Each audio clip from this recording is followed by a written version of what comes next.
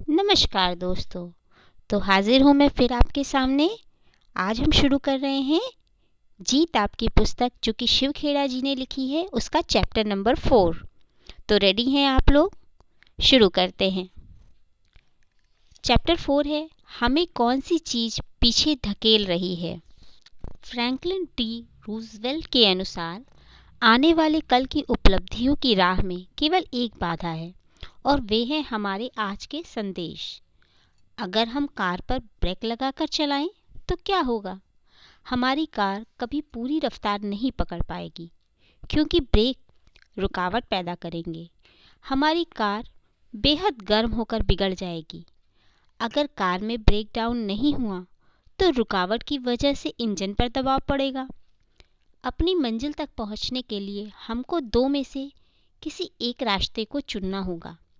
हम या तो एक्सेलरेटर और जोर से दबाकर कार को नुकसान पहुंचाने का खतरा उठाएं या उसे तेजी से चलाने के लिए ब्रेक हटा दें। इस उदाहरण और हमारी ज़िंदगी के बीच में काफ़ी समानता है। हम में से कई लोग ज़िंदगी की गाड़ी ब्रेक लगाकर चलाते हैं। ये ब्रेक क्या है?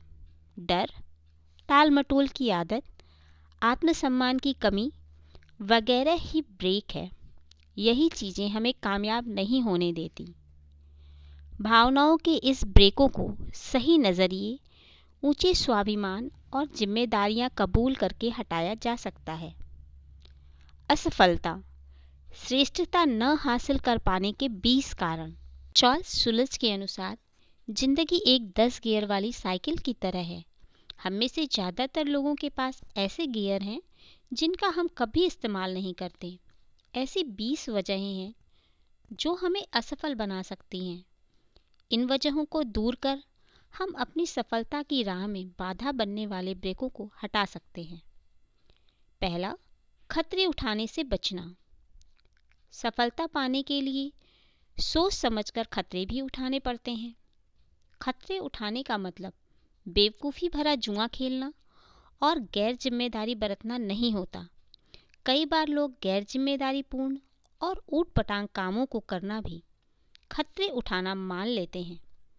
इस वजह से जब उन्हें बुरे नतीजे मिलते हैं तो वे अपनी किस्मत को दोष देते हैं।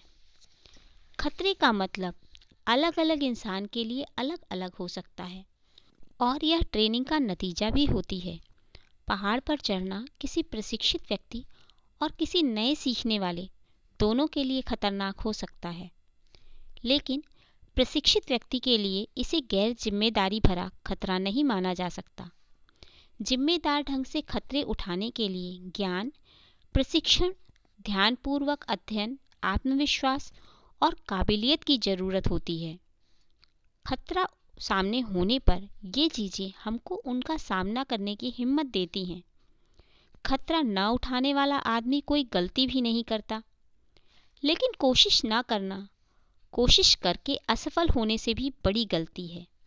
कई लोगों में फैसला न ले पाने की आदत बन जाती है और यह छुआछूत की बीमारी की तरह फैलती है। ऐसे लोग फैसला न ले पाने के कारण कई अवसरों से हाथ धो बैठते हैं। खतरे उठाइए पर जुआ मत खेलिए। खतरे उठाने वाले अपनी आंखें खुली करके आगे बढ़ते हैं, जबकि जुआ खेलने वाले अंधेरे में तीर चलाते हैं। एक बार किसी ने एक किसान से पूछा, क्या तुमने इस मौसम में गेहूं की फसल बोई है? किसान ने जवाब दिया, नहीं, मुझे बारिश न होने का अंदेशा था। उस आदमी ने पूछा, क्या तुमने मक्के की फसल बोई है? किसान ने जवाब दिया, नहीं, मुझे डर था कि कीड़े मकोड़े खा लेंगे। तब उस आदमी ने पूछा, आखिरकार तुमने बोया क्या है? किसान ने जवाब दिया, कुछ नहीं, मैंने कोई खतरा नहीं उठाना चाहता था।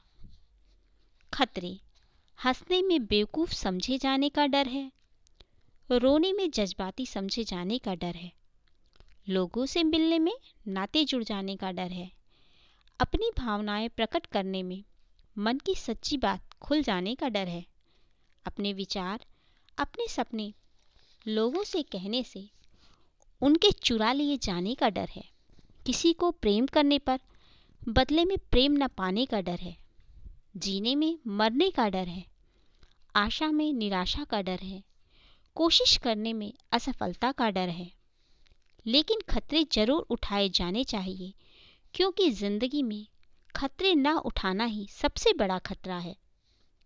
जो शख्स खतरे नहीं उठाता वह न तो कुछ करता है, न कुछ पाता है और ना ही कुछ बनता है। वे जिंदगी में दुख दर्द से तो बच सकते हैं, लेकिन वे सीखने, महसूस करने, बदलाव लाने, आगे बढ़ने या प्रेम करने और जीवन जीने को नहीं सीख पाते। अपने नज़रिए की जंजीरों में बंधकर गुलाम बन जाते हैं और अपनी आज़ादी को खो देते हैं। सिर्फ खतरे उठाने वाला इंसान ही सही मायनों में आज़ाद है। दूसरा, लगातार कोशिश की कमी। जब मुश्किलों पर काबू पाना नामुमकिन लगता है तो भागना सबसे आसान तरीका नज़र आता है। यह बात हर शादी, नौकरी और रिश्ते पर लागू होती है। जीतने वाले चोट भले ही खाएं, लेकिन मैदान नहीं छोड़ते। हम सबको ज़िंदगी में ठोकरें लगती हैं, लेकिन इसका यह मतलब नहीं है कि हम असफल हैं। दृढ़ता और अड़ियलपन में क्या फ़र्क है? अंतर यह है कि दृढ़ता मजबूत इच्छा शक्ति की निशानी है, जबकि अड़ियलपन घोर अनिच्छा का प्रतीक है। ज़्यादातर लोग जानकारी या प्रतिभा की कमी की वजह से नहीं, बल्कि कोशिश बंद कर देने की वजह से असफल होते हैं। सफलता का पूरा राज इन दो खूबियों में छिपा हुआ है, दृढ़ता और प्रतिरोध। जिन कामों को करना चाहिए उनके बारे में दृढ़ता दिखाएं और जिन्हें नहीं करना चाहिए उनका प्रतिरोध करें। रॉल्फ वॉल्डो इमर्सन का कहना है, कोई आदमी इसलिए हीरो नहीं होता कि वह किसी और से ज़्यादा बहादुर है, बल्कि इसलिए होता है क्योंकि वह अपनी बहादुरी दूसरों की तुलना में 10 मिनट ज़्यादा दिखाता है। तीसरा, इच्छा फौरन पूरी करने की चाह। कई लोग रातों रात लाखों करोड़ों कमाना चाहते हैं। इस वजह से आजकल लॉटरी का धंधा काफ़ी फल फूल रहा है। हम इच्छाएं झटपट पूरी करने के दौर में जी रहे हैं। आजकल हमको जगाने से लेकर सुलाने तक के लिए, यानी हर काम के लिए एक गोली मौजूद है। लोग एक गोली खाकर अपनी दिक्कतों से छुटकारा पाना चाहते हैं। इसी तरह करोड़पति बनने के लिए लोग अपनी ईमानदारी का गला घोंटकर शॉर्टकट अपनाने से नहीं हिचकते। इच्छा फौरन पूरी करने की चाह रखने वालों उनके नतीजों के बारे में नहीं सोचते। आज की पीढ़ी अच्छी खुराक उसे मानती है जिसके खाने से वजन 5 पाउंड घट जाए। ऐसे लोग हैं जो और ज़्यादा जन्मदिन मनाने के बजाय और ज़्यादा तोहफे चाहते हैं। अगर आप कल के बारे में सोचने के बजाय केवल आज के बारे में सोचते हैं तो यह दूरंदेशी नहीं है। सीमित सोच के सहारे आप कोई सार्थक लक्ष्य कायम नहीं कर सकते। चौथा, प्राथमिकताएं तय न करना। लोग प्राथमिकताओं की अदला बदली करते हैं, जबकि ऐसा नहीं करना चाहिए। उदाहरण के तौर पर रिश्ते निभाने के लिए वे समय और स्नेह का मुआवजा पैसों और तोहफों से चुकाना चाहते हैं। कुछ लोगों को अपने बीवी बच्चों के साथ हिल मिलकर वक्त गुजारने के बजाय अपनी गैर हाजिरी का हर्जाना चीज़ें खरीद कर चुकाना अधिक आसान लगता है। अपनी प्राथमिकताएं तय न कर पाने के कारण हम वक्त बर्बाद करते हैं। हम यह नहीं समझ पाते कि वक्त की बर्बादी का मतलब जीवन की बर्बादी है। प्राथमिकताएं तय करने के लिए खुद को अनुशासित करना पड़ता है। इससे हम वह कर पाएंगे जो ज़रूरी है, बनस्पत वह जिसे हम करना चाहते हैं। या तो हमें अच्छा लगता है, हम किसी काम को दिल से करने के बजाय उसकी हार जीत को ज़्यादा वजन देते हैं। आप असफलता और हार का सामना कैसे करेंगे? इस सवाल का जवाब हमारे चरित्र को काफ़ी हद तक बयान कर देगा। सफलता के राज को खोलने की यह एक महत्वपूर्ण यानी प्राथमिकताएं तय करना है। कुछ लोगों के लिए पैसा महत्वपूर्ण है तो कुछ लोगों के लिए सत्ता, किसी के लिए यश महत्वपूर्ण है तो किसी के लिए संपत्ति। हमें अपनी प्राथमिकताओं को समझना होगा। सफलता कामयाबी दिलाने वाले उसूलों को पढ़ने या रटने से नहीं, बल्कि उन्हें समझने और अपनी प्राथमिकताएं तय करके उन्हें लागू करने से मिलती है। पांचवा, शॉर्टकट की तलाश। भोजन मुफ्त में नहीं मिलता। एक राजा ने अपने सलाहकारों को बुलाकर उनसे बीते इतिहास की सारी समझदारी भरी बातें लिखने के लिए कहा, ताकि वह उन्हें आने वाली पीढ़ियों तक पहुंचा सके। उन्होंने काफ़ी मेहनत कर समझदारी भरी बातों पर कई किताबें लिखी और उन्हें राजा के सामने पेश किया। राजा को वे किताबें काफ़ी भारी भरकम लगीं। उसने सलाहकारों से कहा कि लोग इन्हें पढ़ नहीं पाएंगे, इसलिए इन्हें छोटा करो। सलाहकारों ने फिर काम किया और केवल एक किताब लेकर आए। राजा को वह भी काफ़ी मुश्किल लगी। सलाहकारों ने उसे और छोटा किया। इस बार वे केवल एक अध्याय लेकर आए। राजा को वह भी काफ़ी लंबा लगा। तब सलाहकारों ने उसे और छोटा कर केवल एक पन्ना पेश किया, लेकिन राजा को एक पन्ना भी लंबा लगा। आखिरकार वे राजा के पास केवल एक वाक्य लिखकर ले आए और राजा उससे संतुष्ट हो गया। राजा ने कहा, अगर उसे आने वाली पीढ़ियों तक समझदारी का केवल एक वाक्य भी पहुंचाना हो तो वह यह वाक्य होगा, भोजन मुफ्त में नहीं मिलता। भोजन मुफ्त में नहीं मिलता का मतलब दरअसल यह है कि हम कुछ दिए बिना कुछ पा भी नहीं सकते। दूसरे लफ्ज़ों में कहें तो हम जो लगाते हैं बदले में वही पाते हैं। अगर हमने किसी योजना में ज़्यादा लागत नहीं लगाई है तो हमको ज़्यादा फ़ायदा भी नहीं मिलेगा। बेशक हर समाज में ऐसे मुफ्तखोर भी होते हैं जो कुछ किए बिना ही पाने की उम्मीद लगाए रहते हैं। आसान रास्ता काफ़ी मुश्किल रास्ता साबित हो सकता है। एक बार एक लार्क चिड़िया जंगल में गाना गा रही थी। तभी एक किसान उसके पास से कीड़ों से भरा एक संदूक लेकर गुजरा। लार्क चिड़िया ने उसे रोक कर पूछा, तुम्हारे संदूक में क्या है और तुम कहाँ जा रहे हो? किसान ने जवाब दिया कि उस संदूक में कीड़े हैं। वह बाजार से उन कीड़ों के बदले पंख खरीदने जा रहा है। लार्क ने कहा, पंख तो मेरे पास भी हैं, मैं अपना एक पंख तोड़कर तुम्हें दे दूंगी। इससे मुझे कीड़े नहीं तलाशने पड़ेंगे। किसान ने लार्क को कीड़े दे दिए और लार्क ने बदले में उसे अपना एक पंख तोड़कर दे दिया। इसके बाद रोज यही सिलसिला चलता रहा और एक दिन ऐसा भी आया जब लार्क के पास देने के लिए कोई पंख ही नहीं बचा था। वह उड़कर कीड़े तलाशने लायक नहीं रह गई। वह बत्ती दिखने लगी और उसने गाना छोड़ दिया। जल्द ही वह मर गई। यही बात हमारी ज़िंदगी के लिए भी सच है। कई बार हमें जो रास्ता आसान लगता है वही बाद में मुश्किल साबित होता है। इस कहानी का संदेश बहुत ही साफ है। लार्क को जो भोजन हासिल करने का आसान तरीका लगा था वही मुश्किल और नुकसानदेह साबित हुआ। हारने वाले नतीजे जल्दी हासिल करना चाहते हैं। अपने बगीचे से घास फूस की सफाई करने के दो तरीके हैं। आसान तरीका यह है कि घास काटने वाली मशीन का इस्तेमाल किया जाए। इससे बगीचे में कुछ देर के लिए अच्छा दिखेगा, लेकिन यह समस्या का अस्थायी हल है। जल्द ही घास फिर उग जाएगी। दूसरा थोड़ा मुश्किल तरीका यह है कि घुटनों के बल झुककर अपने हाथ से एक एक घास को जड़ से निकालें। यह तरीका समय लेने वाला और तकलीफदेह है, लेकिन इसे अपनाने से घास लंबे समय तक नहीं उगेगी। पहला तरीका आसान लगता है, लेकिन उसे अपनाने से समस्या बनी रहती है। दूसरा तरीका उतना आसान नहीं है, लेकिन वह समस्या को जड़ से खत्म करता है।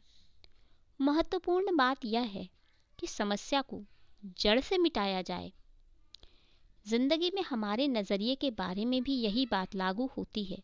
कुछ लोग अपने अंदर की कड़वाहट और नाराज़गी का इजहार करते रहते हैं और यह नज़रिया उनकी ज़िंदगी में बार बार जाहिर होता रहता है। आज लोगों की समस्या यह है कि वे हर मसले का हल फ़ौरन चाहते हैं। वे हर चीज़ का समाधान 1 मिनट में चाहते हैं। तुरंत हासिल होने वाली कॉफ़ी की तरह वे फ़ौरन हासिल करने वाली खुशियाँ भी चाहते हैं, लेकिन ऐसा कोई फार्मूला नहीं है। इस तरह का नज़रिया बाद में निराशा को जन्म देता है। छठा, स्वार्थ और लालच। स्वार्थी नज़रिया रखने वाले लोगों और संगठनों को पनपने का कोई हक नहीं है। वे दूसरों के हितों की परवाह किए बिना आगे बढ़ने की सोचते हैं। लालची आदमी हमेशा और अधिक पाने की चाह रखता है। ज़रूरतें पूरी की जा सकती हैं, लेकिन लालच नहीं। यह मन का कैंसर होती है। लालच रिश्तों को नष्ट कर देता है। लालच आत्मसम्मान की कमी की वजह से पैदा होता है। इसका अंत कहाँ है? एक लालची किसान से कहा गया कि वह दिन में जितनी जमीन पर चलेगा वह उसकी हो जाएगी, बशर्ते वह सूरज डूबने तक शुरू करने की जगह पर वापस लौट आए। ज़्यादा से ज़्यादा जमीन पाने के लिए वह किसान दूसरे दिन सूरज निकलने के पहले ही निकल पड़ा। वह काफ़ी तेज़ी से चल रहा था, क्योंकि वह ज़्यादा से ज़्यादा ज़मीन हासिल करना चाहता था। थकने के बावजूद वह सारी दोपहर चलता रहा, क्योंकि वह ज़िंदगी में दौलत कमाने के लिए हासिल हुए उस मौके को गंवाना नहीं चाहता था। दिन ढलते वक्त उसे शर्त याद आई कि उसे सूरज डूबने से पहले शुरुआत की जगह पर पहुंचना है। अपने लालच की वजह से वह उस जगह से काफ़ी दूर निकल आया था। वह वापस लौट पड़ा। सूरज डूबने का वक्त ज्यों-ज्यों करीब आता जा रहा था, वह उतनी ही तेजी से दौड़ता जा रहा था। वह पूरी तरह थक कर हांफने लगा, फिर भी वह बर्दाश्त से अधिक तेजी से दौड़ता रहा। नतीजा यह हुआ कि सूरज डूबते डूबते वह शुरुआत वाली जगह पर तो पहुंच गया, पर उसका दम निकल गया और वह मर गया। उसको दफना दिया गया और उसे दफन करने के लिए जमीन के बस एक छोटे से टुकड़े की ही जरूरत पड़ी। इस कहानी में काफ़ी सच्चाई और एक सबक छिपा है। इससे कोई फर्क नहीं पड़ता कि किसान अमीर था या गरीब, किसी भी लालची आदमी का ऐसा ही हश्र होता है। 7वां, दृढ़ विश्वास की कमी। जिन लोगों में दृढ़ विश्वास की कमी होती है, वे बीच का रास्ता अपनाते हैं। जरा अंदाज लगाइए कि सड़क के बीच में चलने वालों का क्या हश्र होता है। लोग उन्हें कुचलते हुए आगे बढ़ जाते हैं। दृढ़ विश्वास न रखने वाले लोग किसी बात पर अड़ नहीं पाते। आत्मविश्वास और साहस की कमी की वजह से वे लोगों के साथ में बने रहने के लिए उनका साथ निभाते रहते हैं। वे उनकी सोहबत यह जानते हुए भी कबूल कर लेते हैं कि वे गलत कर रहे हैं। कुछ लोग खुद को यह सोचकर बेहतर मानते हैं कि वे गलत काम का समर्थन नहीं करते, पर उनमें विरोध करने का साहस नहीं होता। किसी काम के गलत होने के एहसास के बावजूद उसका विरोध ना करना दरअसल उस काम का समर्थन करना ही है। सफलता पाने का एक अहम राज यह है कि किसी बात के विरोध में रहने के बजाय किसी बात के समर्थन में रहो। इस तरह हम समस्या के नहीं बल्कि समाधान का हिस्सा बन जाते हैं। याद रखिए, किसी बात पर टिके रहने के लिए दृढ़ विश्वास की जरूरत होती है। दृढ़ विश्वास आस्था से उपजता है। कर्म के बिना आस्था एक भटकाव बन जाती है। आस्था चमत्कारों का इंतजार नहीं करती, बल्कि चमत्कारों को जन्म देती है। हेनरी फोर्ड के अनुसार, अगर आप सोचते हैं कि आप कर सकते हैं या आप यह सोचते हैं कि आप नहीं कर सकते हैं, तो आप दोनों ही तरह ठीक हैं। हमारी ज़िंदगी में बुरे लम्हे आते हैं। हम सभी गिरकर चोट खाते हैं। ऐसे पल हम सभी की ज़िंदगी में आते हैं जब हमें खुद पर अविश्वास हो जाता है और हम खुद पर रहम खाने लगते हैं। असली बात यह है कि ऐसी भावनाओं से उभर कर अपनी आस्था को फिर कैसे कायम किया जाए। दुनिया में 3 तरह के लोग होते हैं। पहले, कुछ लोग काम को अंजाम देते हैं। दूसरे, कुछ लोग काम को अंजाम तक पहुंचते हुए देखते रहते हैं। तीसरे, कुछ लोग अचरज करते रहते हैं कि वह काम अंजाम तक कैसे पहुंचा। आप किस वर्ग में आते हैं? 8वां, कुदरत के नियमों को न समझना। रॉबर्ट फ्रॉस्ट के अनुसार, फ्रैंकलिन के संकेत समझने से पहले भी बिजली कई बार चमकी थी। न्यूटन के संकेत समझने से पहले भी सेब उनके सर पर कई बार गिरा था। कुदरत हमें इशारे करती रहती है। वह हमें बार बार इशारा करती है और एकाएक हम उसका इशारा समझ जाते हैं। सफलता उसूलों का नाम है और ये उसूल कुदरत के हैं। बदलाव कुदरत का उसूल है। हम या तो आगे बढ़ रहे हैं या पीछे हट रहे हैं। हम या तो काम बना रहे हैं या काम बिगाड़ रहे हैं। स्थायी की कोई गुंजाइश नहीं होती। अगर हम किसी बीज को पेड़ बनने के लिए नहीं बोएंगे तो वह सड़ जाएगा। आप चाहें या ना चाहें, बदलाव तो होना ही है और वह होकर रहेगा। हर तरक्की बदलाव का नतीजा होती है, पर ज़रूरी नहीं कि हर बदलाव की वजह से तरक्की हो। हमें बदलावों का जायज़ा लेना चाहिए और उन्हें तभी कबूल करना चाहिए जब वे वाजिब लगें। किसी चीज़ को जांचे बिना कबूल कर लेना आदमी के ढीले स्वभाव को दर्शाता है। ऐसा करना आत्मविश्वास और आत्मसम्मान की कमी की निशानी है। परंपरा के बारे में काफ़ी कुछ कहा जा सकता है। केवल तरक्की के लिए तरक्की करना एक तरह की कैंसरग्रस्त सोच है। यह चारों ओर फैल रही नकारात्मकता है। यह तरक्की नहीं, बर्बादी है।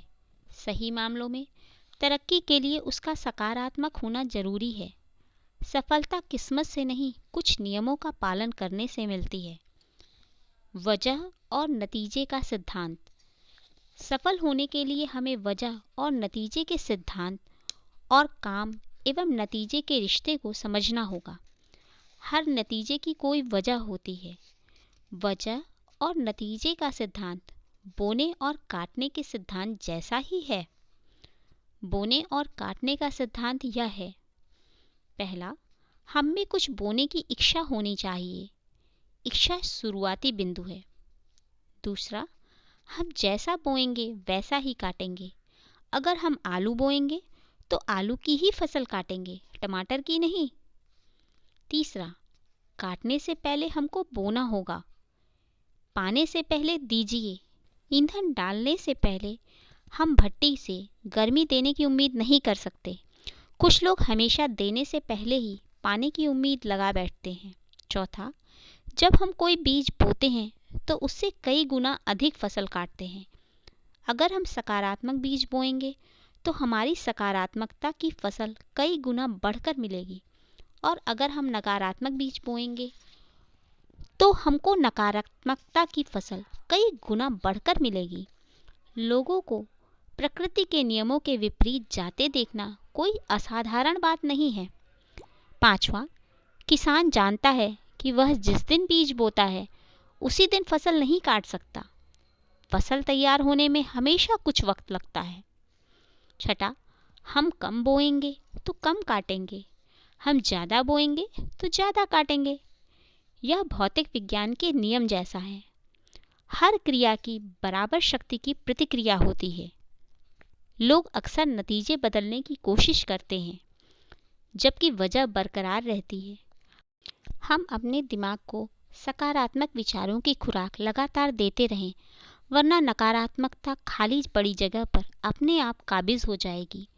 जो बात जेम्स एलन ने अपनी किताब एज अ मैन थिंकeth में कही है, वही बात कई पुरानी कहानियों में भी कही जा चुकी है। इंसान का दिमाग बगीचे की तरह होता है। हम अच्छे बीज बोएंगे तो बगीचा भी अच्छा होगा। अगर हम कुछ नहीं बोएंगे तो भी कुछ न कुछ तो उगेगा ही, और वह जंगली घास फूस होगी। यह कुदरत का नियम है। हमारी ज़िंदगी का सच भी यही है। मैं तो एक कदम और आगे बढ़कर कहना चाहूँगा कि जंगली घास फूस अच्छे बीज बोने के बावजूद उगेंगे। इसलिए निराई का काम हमेशा जारी रखना चाहिए। हम किसी गिलास में पानी डालकर तापमान 0 डिग्री से भी नीचे तक ला दें तो पानी जमकर बर्फ बन जाएगा। इसमें कोई अचरज की बात नहीं है।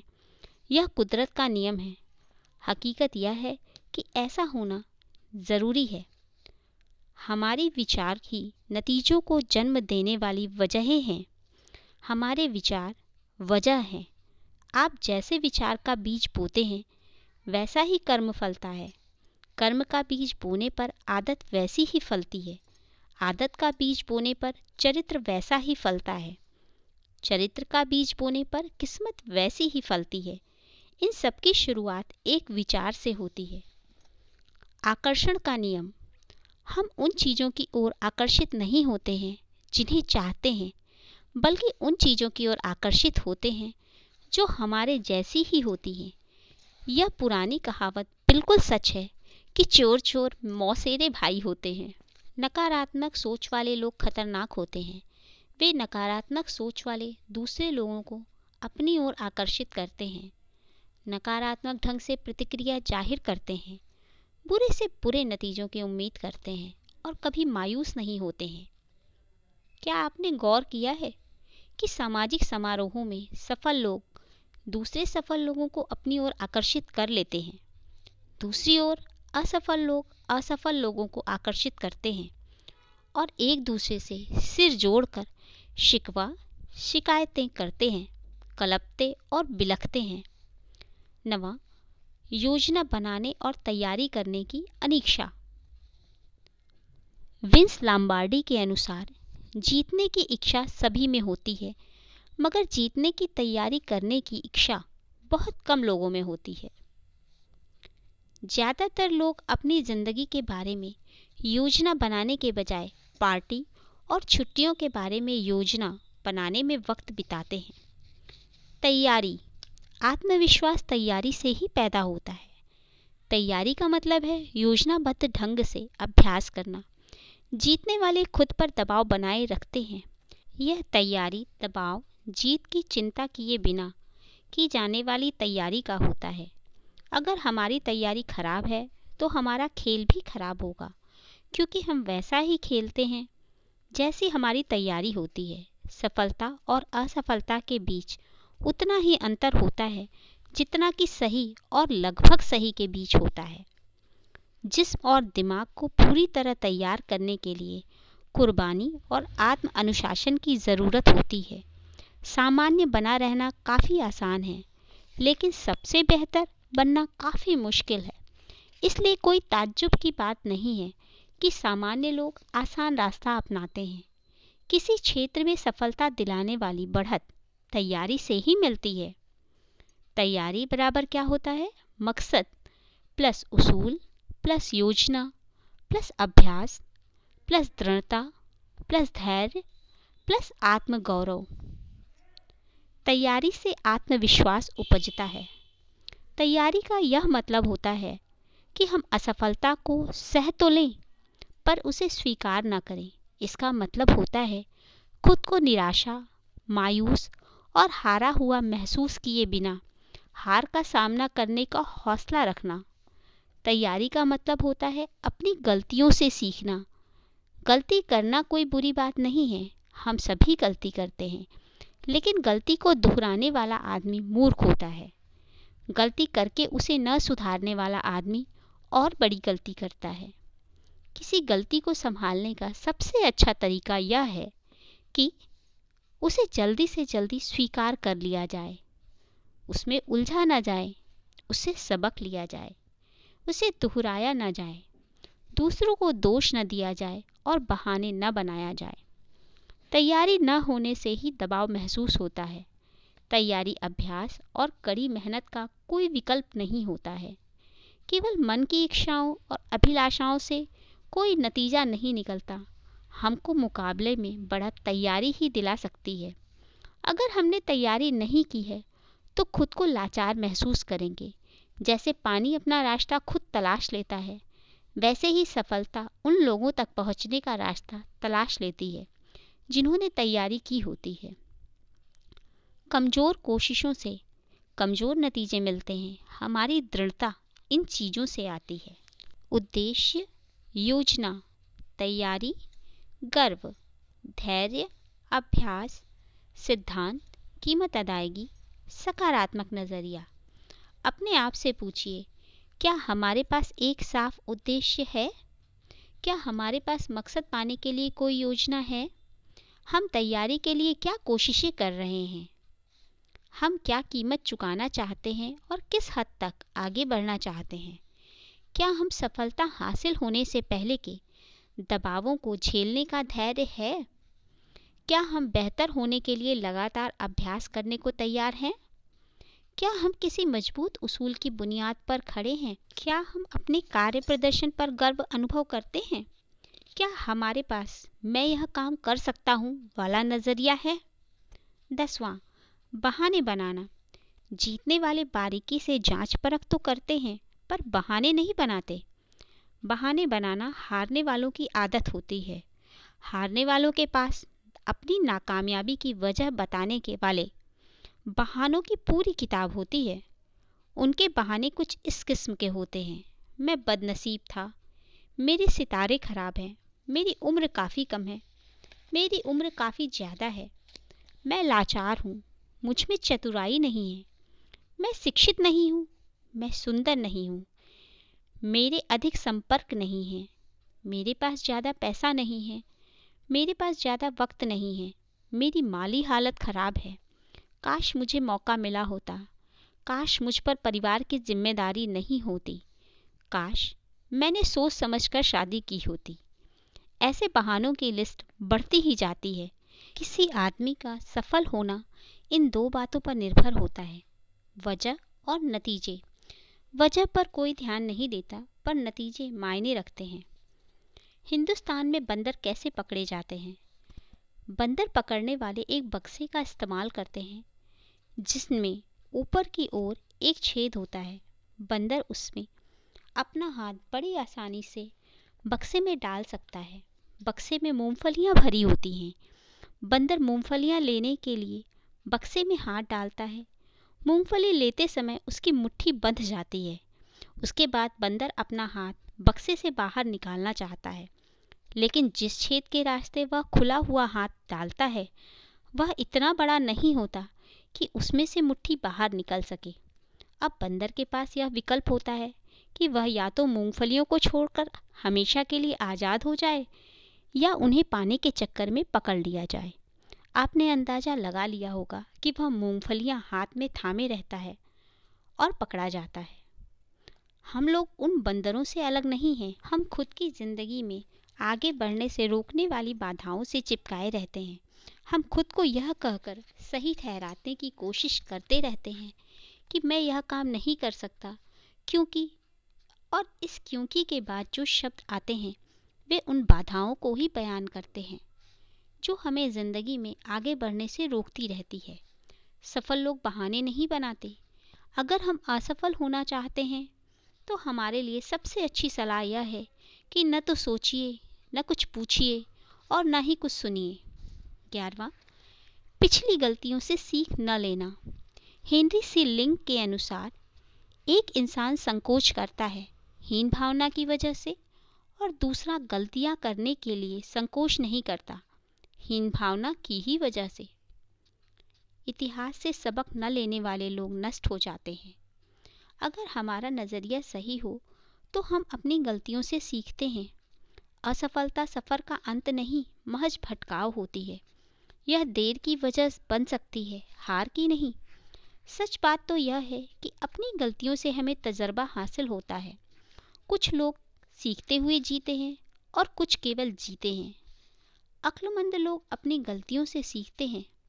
अधिक अक्लमंद लोग दूसरों की गलतियों से सीखते हैं। हमारी ज़िंदगी इतनी लंबी नहीं होती कि हम केवल अपनी गलतियों से सीखते रहें। 12वां, अवसर को न पहचान पाना। अवसर बाधाओं का रूप धरकर भी आ सकते हैं, इसलिए बहुत सारे लोग उन्हें पहचान नहीं पाते। याद रखिए, बाधा जितनी बड़ी होगी अवसर भी उतना ही बड़ा होगा। 13वां, डर। डर वास्तविक हो सकता है और काल्पनिक भी। डरा हुआ इंसान अटपटे काम करता है। डर की बुनियादी वजह नासमझी होती है। डर कर जीना भावनाओं की कैद में जीने के समान है। डर असुरक्षा की भावना, आत्मविश्वास की कमी और बहानेबाजी की आदत को जन्म देता है या हमारी क्षमता और योग्यता को नष्ट कर देता है। डरा हुआ इंसान स्पष्ट ढंग से सोच नहीं पाता। डर रिश्तों और सेहत को नष्ट कर देता है। डर की कुछ आम वजहें ये हैं: असफलता का डर, कुछ अनजानी चीज़ का डर, तैयारी न होने का डर, गलत फैसला लेने का डर, अस्वीकार किए जाने का डर। कुछ तरह के डरों को बयान किया जा सकता है, जबकि कई प्रकार के डर केवल महसूस किए जा सकते हैं। डर इंसान को बेचैन कर देता है, जिसकी वजह से इंसान बेतुकी बातें सोचने लगता है। नतीजे के तौर पर समस्याएं हल करने की उसकी क्षमता पर बुरा असर पड़ता है। आमतौर पर लोग डर से दूर भागते हैं। भागने से हमें राहत मिलती है और कुछ देर के लिए डर का असर कम हो जाता है, लेकिन डर की वजह बरकरार रहती है।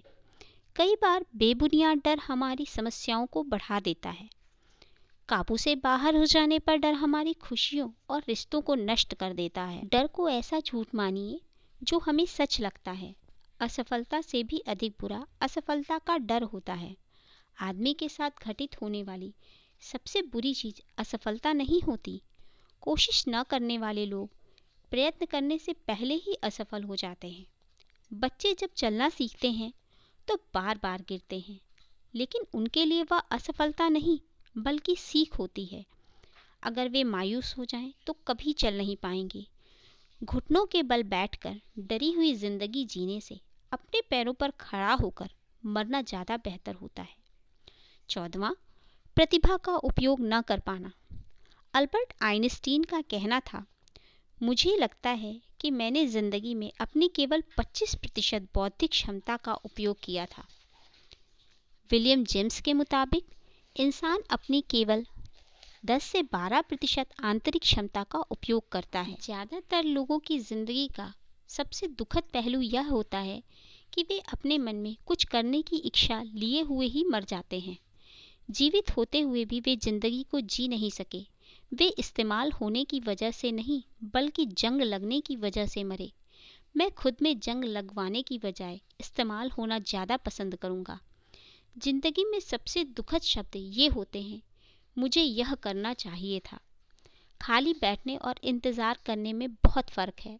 खाली बैठने का मतलब है बेकारी और निकम्मापन, जबकि धैर्य और इंतज़ार करना एक सोचा समझा फैसला है।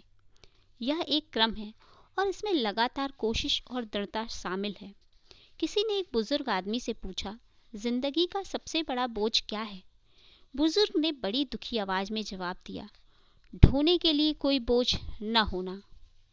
15वां, अनुशासन की कमी। टिम कोनर के अनुसार आपको ज़िंदगी में यह चुनाव करना है कि आप अनुशासन की कीमत चुकाएंगे या अफसोस की।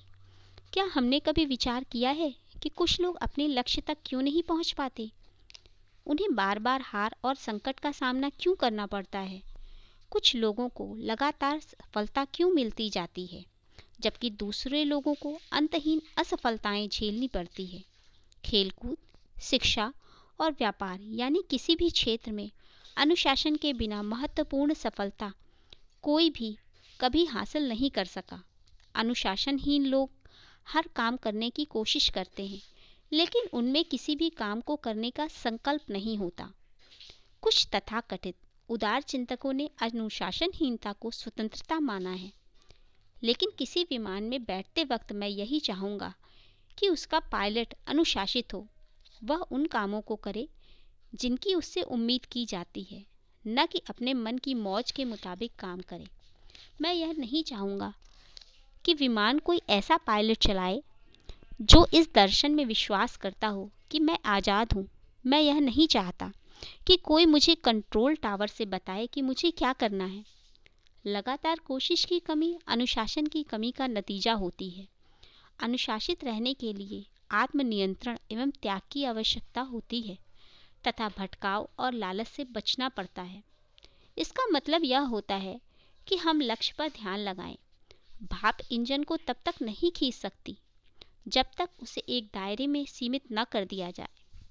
नियाग्रा फॉल से बिजली तब तक नहीं बनाई जा सकती जब तक कि उसे बांधा न जाए। खरगोश और कछुए की कहानी हम सभी जानते हैं।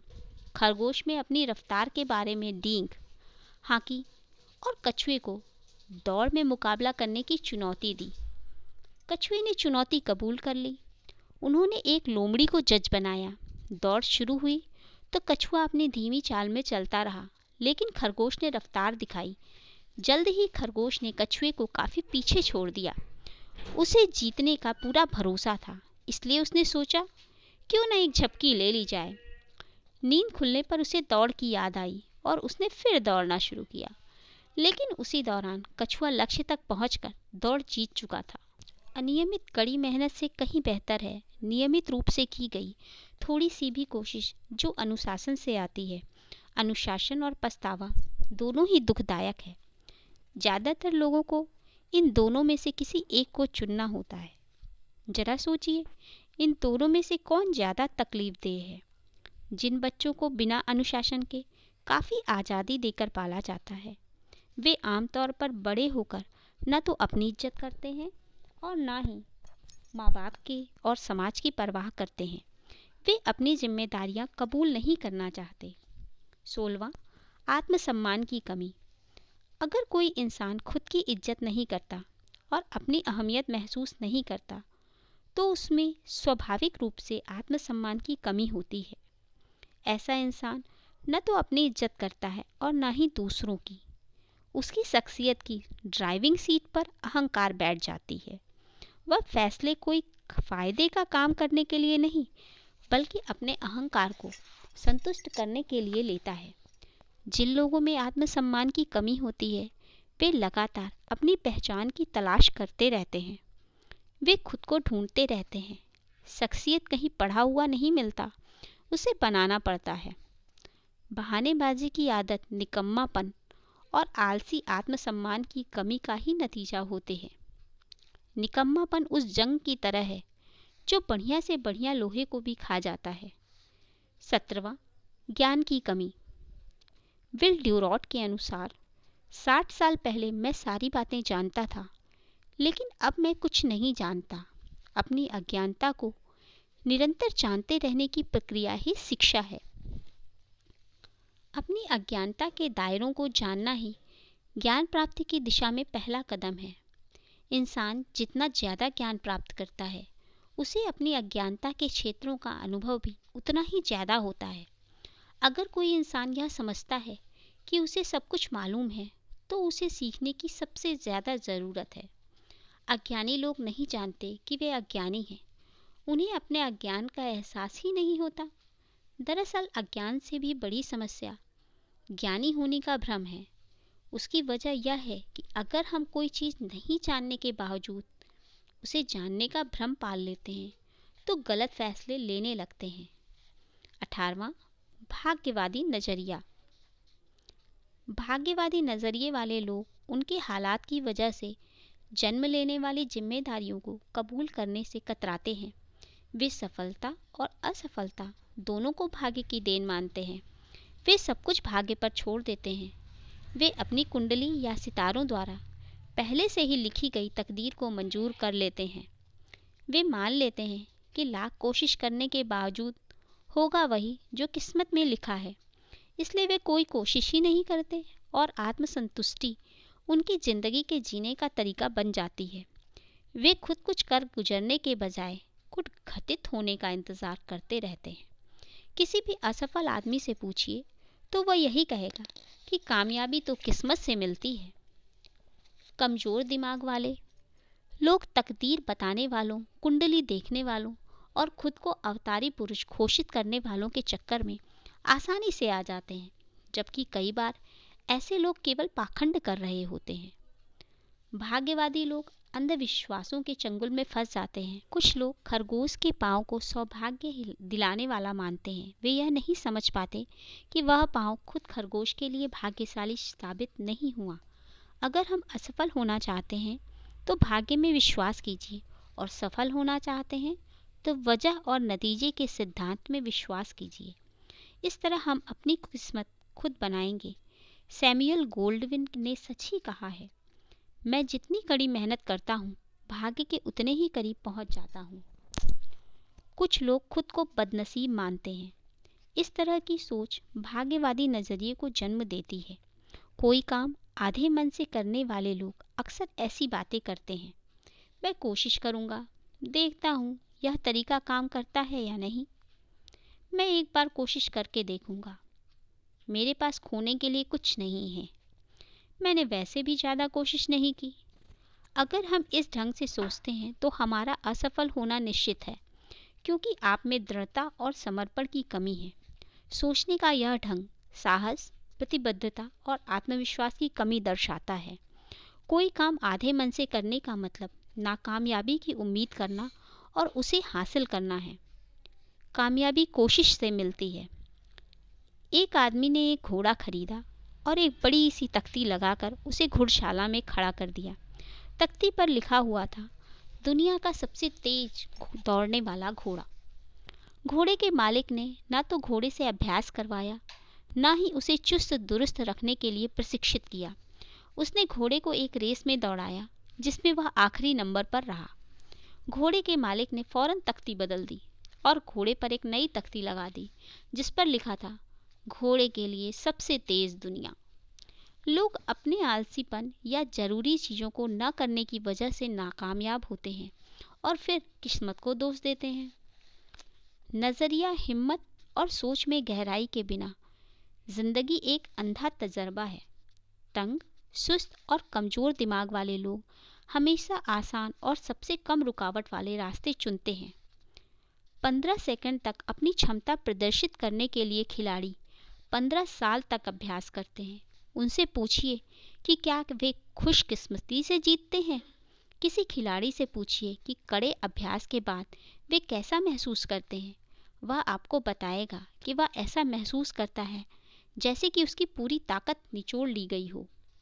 अगर वह ऐसा महसूस नहीं करता है तो इसका मतलब यही होगा कि उसने अभ्यास में अपनी पूरी क्षमता नहीं लगाई। हारने वाले सोचते हैं कि जिंदगी ने उनके साथ नाइंसाफ़ी की है। वे केवल अपनी रुकावटों के बारे में सोचते हैं। वे यह नहीं सोचते कि जो इंसान पूरी तैयारी करके अच्छी तरह खेल रहा है, उसे भी उन रुकावटों का सामना करना पड़ा है, पर उसने उन पर काबू पा लिया है। असफल और सफल व्यक्ति में यही फ़र्क है। जीतने वालों की तकलीफ बर्दाश्त करने की शक्ति बढ़ जाती है, क्योंकि उसकी मेहनत सिर्फ खेल में प्रदर्शन करने तक सीमित न रहकर उसके चरित्र को भी ऊंचा उठाती है। भाग्य उनकी मदद करता है जो अपनी मदद खुद करते हैं। एक कस्बे में बाढ़ आई। एक आदमी के सिवा वहां रहने वाला हर आदमी किसी सुरक्षित स्थान पर जा रहा था। जिस आदमी ने अपनी जगह नहीं छोड़ी, उसका कहना था, मुझे विश्वास है कि भगवान मेरी रक्षा करेगा।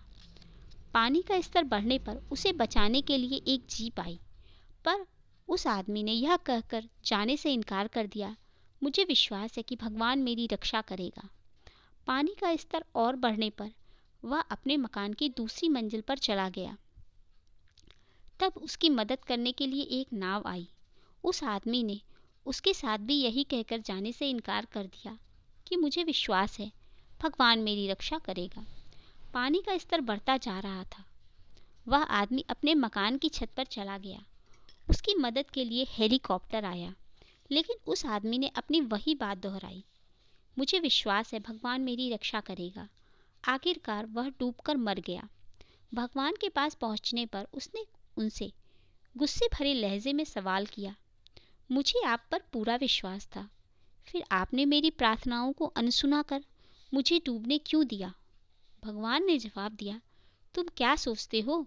तुम्हारे पास जीप, नाव और हेलीकॉप्टर किसने भेजा था? भाग्यवादी नज़रिए से उभरने का केवल एक ही तरीका है कि हम जिम्मेदारियां कबूल करें और किस्मत पर यकीन करने की बजाय वजह और नतीजे के सिद्धांत में विश्वास करें। जिंदगी में कोई लक्ष्य, इंतज़ार, चाहत और अचंभित होकर सोच विचार करते रहने से नहीं, बल्कि काम, तैयारी और योजना से हासिल होता है। किस्मत लायक लोगों पर मेहरबान होते हैं। अलेक्जेंडर ग्राहम बेल अपनी ऊंचा सुनने वाली पत्नी के लिए सुनने में मदद देने वाली एक मशीन बनाने की जीतोड़ कोशिश कर रहे थे। वह उस मशीन को बनाने में तो नाकामयाब रहे, पर उसी दौरान उन्होंने टेलीफोन बनाने का सिद्धांत ढूंढ निकाला। क्या हम ऐसे व्यक्ति को भाग्यशाली मानेंगे? अच्छी किस्मत तभी हासिल होती है जब तैयारी और अवसर का मेल हो। कोशिश और तैयारी के बिना अच्छे संयोग घटित नहीं होते। अज्ञात के अनुसार भाग्य। उसने सारा दिन काम किया और सारी रात काम किया। उसने खेलना छोड़ा और मौज मस्ती छोड़ी। उसने ज्ञान के ग्रंथ पढ़े और नई बातें सीखी। वह आगे बढ़ता गया। पाने के लिए सफलता जरा सी, दिल में विश्वास और हिम्मत लिए वह आगे बढ़ा, और जब वह सफल हुआ, लोगों ने उसे भाग्यशाली कहा। 19वां, उद्देश्य की कमी। वाशिंगटन इरविंग्स के अनुसार महान मस्तिष्कों में उद्देश्य होते हैं, अन्य लोगों के पास केवल इच्छाएं होती हैं। अगर हम ऐसे लोगों की कहानियां पढ़ें जिन्होंने अपनी गंभीर किस्म की असमर्थताओं पर विजय प्राप्त की, तो यह स्पष्ट हो जाएगा कि प्रबल इच्छा ही उनकी प्रेरणा शक्ति थी। उनकी जिंदगी में कोई उद्देश्य था। वे अपने आप को भरोसा दिलाना चाहते थे कि सफलता सारी बाधाओं के बावजूद हासिल की जा सकती है, और उन्होंने ऐसा कर दिखाया। इच्छा शक्ति के बल पर ही लकवे की शिकार विल्मा रुडोल्फ ने 1960 की ओलंपिक दौड़ में सबसे तेज दौड़कर सोने के 3 तमगे हासिल किए। ग्लेन कनिंघम के अनुसार यह इच्छा शक्ति ही थी जिसने जले पैरों वाले एक लड़के को 1 मील की दौड़ में विश्व रिकॉर्ड कायम करने की शक्ति दी। 5 साल की उम्र में एक पोलियो पीड़ित बच्ची ने अपनी शक्ति दोबारा हासिल करने के लिए तैरना शुरू किया। सफल होने की अपनी प्रबल इच्छा के बल पर ही उसने 3 प्रतियोगिताओं में विश्व रिकॉर्ड कायम किया और सन 1956 के मेलबोर्न ओलंपिक में स्वर्ण पदक प्राप्त किया। उसका नाम है शेली मॉन। जब लोग उद्देश्यहीन और दिशाहीन होते हैं तो उन्हें कोई अवसर दिखाई नहीं देता। जब किसी इंसान में कोई काम पूरा करने की इच्छा, लक्ष्य की ओर बढ़ने की सही दिशा का ज्ञान, लक्ष्य के प्रति समर्पण और कड़ी मेहनत करने के लिए अनुशासन की भावना होती है, तो सफलता उसके कदम चूमती है। अगर हमारे पास लक्ष्य और सही दिशा का ज्ञान नहीं है, तो हमारे पास और कोई भी खूबी हो, हम सफल नहीं होंगे। चरित्र की बुनियाद पर ही हर चीज़ टिकी होती है, वह टिकाऊ होता है। 20वां, साहस की कमी। सफल लोग चमत्कार घटित होने या कोई काम आसानी से हो जाने की आशा नहीं करते। वे रुकावटों पर काबू पाने की हिम्मत और ताकत हासिल करते हैं। वे इस पर ध्यान नहीं देते कि उन्होंने क्या गंवा दिया, बल्कि इस पर ध्यान देते हैं कि उनके पास क्या बचा हुआ है। इच्छाएं साकार नहीं होती, पर दृढ़ विश्वास पर टिके हुए भरोसे और उम्मीदें पूरी हो जाती हैं। प्रार्थनाएं तभी स्वीकार की जाती हैं जब साहस के साथ काम भी किया जाए। साहस और चरित्र, इन दोनों का मेल कामयाबी हासिल करने का एक अहम नुस्खा है। आम और खास लोगों के बीच यही फर्क होता है। हमारा मन जब साहस से भरा होता है तो हम अपने डर को भूल जाते हैं और रास्ते की रुकावटों पर काबू पा लेते हैं। साहस का मतलब डर का न होना नहीं, बल्कि डर को जीतना है। साहस के बिना चरित्र बेअसर होता है। दूसरी ओर चरित्र के बिना साहस जुल्म का रूप ले लेता है। सफलता का नुस्खा। सफलता पाना केक बनाने की तरह है। अगर हमारे पास सही नुस्खा न हो तो हमको कामयाबी नहीं मिलेगी। अच्छा केक बनाने के लिए हमारे पास सही मात्रा में उम्दा किस्म की सामग्री होनी चाहिए। हमको उसे न तो ज़्यादा आंच देनी होगी, न ही कम। अगर हमारे पास सही नुस्खा हो तो अभ्यास और कभी कभार होने वाली गलतियों से मिलने वाली सीख की मदद से यह काम आसान हो जाता है। अब नुस्खा हमारे पास है, हम इसका इस्तेमाल करेंगे या नहीं, यह हमको तय करना है। सफलता हासिल करने के लिए कुछ सबक। हारने के लिए नहीं, बल्कि जीतने के लिए खेलें। दूसरों की गलतियों से सीखें। ऊंचे चरित्र वाले लोगों से संबंध रखें। जितना पाते हैं उससे अधिक दें। बिना कुछ दिए कुछ पाने की उम्मीद न रखें। हमेशा दूर की सोचें। अपने मजबूत पहलुओं को जानें और उनकी बुनियाद पर अपना विकास करें। फैसला लेते समय हमेशा हालात की व्यापक तस्वीर को ध्यान में रखें। अपनी सच्चाई के साथ कभी समझौता न करें। कार्य योजना। पहला, आप अपना काम बेहतर, ज़्यादा तेज और असरदार ढंग से कैसे कर सकते हैं, इस बारे में 3 सुझाव लिखें। दूसरा, ऐसे 3 तरीके लिखें जिनके जरिए हम सफलता हासिल करने के उसूलों पर अपनी ज़िंदगी के हर क्षेत्र में अमल कर सकते हैं। काम के क्षेत्र में और घर में। और तीसरा, सामाजिक जगह पर। तीसरा, अपनी ज़िंदगी के उन क्षेत्रों के बारे में लिखें जहां अनुशासन का अभाव हमको खटक रहा हो। आकलन करें, आपको इसकी क्या कीमत चुकानी पड़ी रही है। चौथा, अगली बार किसी बाधा का सामना होने पर रुककर खुद से ये 2 सवाल पूछें। मैं उस चुनौती से क्या सीख सकता हूँ? मैं इस सबक से ज़िंदगी में कैसे फ़ायदा उठा सकते हैं। तो दोस्तों, अब हम मिलेंगे अपने 5वें चैप्टर में, जिसका टॉपिक है प्रेरणा। तो please like, share and subscribe to my channel. धन्यवाद।